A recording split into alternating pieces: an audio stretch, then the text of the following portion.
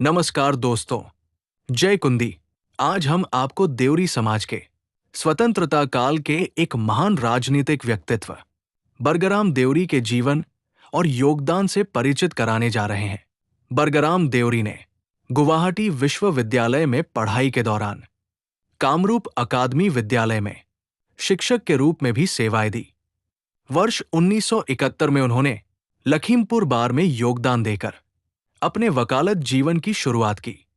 इसी समय उन्होंने मणिपुर कॉलेज में प्रवक्ता के रूप में भी कार्य किया, लेकिन वहां मन न लगने के कारण वे वापस लौट आए और पुनः लखीमपुर में सेवा कार्य शुरू किया।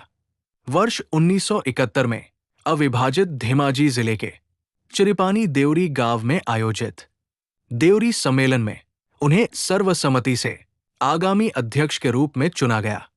बरगराम देवरी का जन्म 1 अगस्त 1938 को असम के लखीमपुर जिले के बिहपुरिया मौजा अंतर्गत भागड़ा देवरी गांव में हुआ था।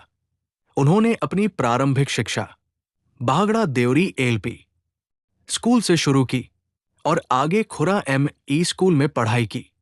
वर्ष 1959 में उन्होंने लखीमपुर उच्च माध्यमिक विद्यालय से मैट्रिक परीक्षा प्रथम श्रेणी में उत्तीर्ण की।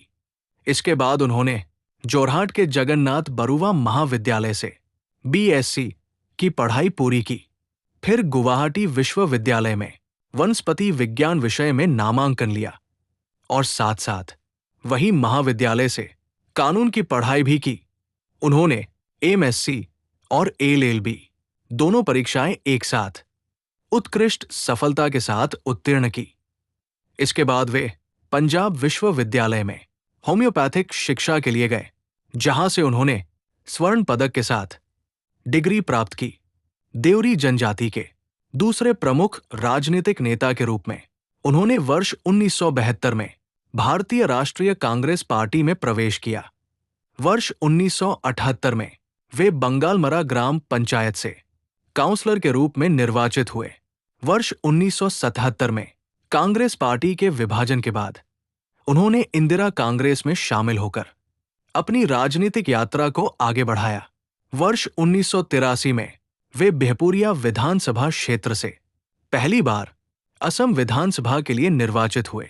इसके बाद वर्ष 1991 में पुनः उसी क्षेत्र से विधायक चुने गए।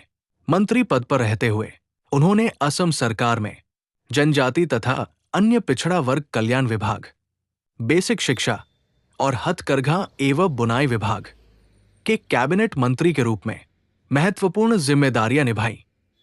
उनके कार्यकाल में जनजातीय समुदायों के लिए जनजातीय जीवन चोरा और आकाशी होटल जैसे महत्वपूर्ण निर्माण कार्य हुए। साथ ही भागड़ा देवरी गांव में मिनी अस्पताल और पशु चिकित्सा अस्पताल की स्थापना भी की गई।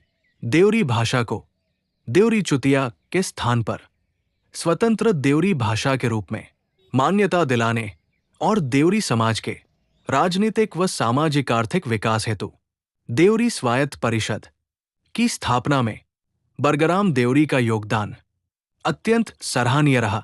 वर्ष 2004 में हृदय रोग के कारण गुवाहाटी में उनका निधन हो गया।